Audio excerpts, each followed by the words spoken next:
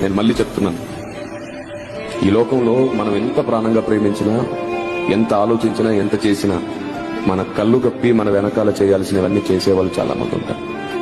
మనం ప్రాణంగా ప్రేమించే వారికి వాళ్ళు విలువివ్వరు.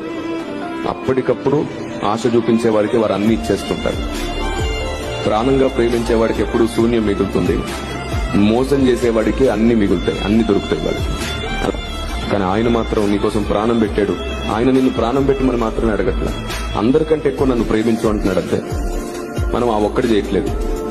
మీరు ఎన్నిసార్లు మందిరాలను కాదనుకుని, ఆదివారపు ఆరాధనలు కాదనుకుని మీకు నచ్చిన వాళ్ళతో పాటు మీరు సమయం గడిపారు వెళ్ళి?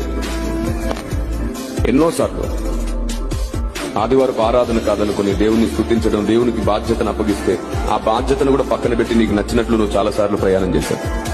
అవన్నీ చూసి దేవుడు చాలాసార్లు దుఃఖపడ్డాడు. ఈరోజు పరిశుద్ధాత్మ దేవుడు నీతో ఈ మాట చెప్పాలనుకుంటున్నాడు. నిన్ను బలపరచడానికి నేను ఎన్నో చేశాను, నా కార్యాన్ని బలపరచడానికి నువ్వేం చేస్తున్నావు?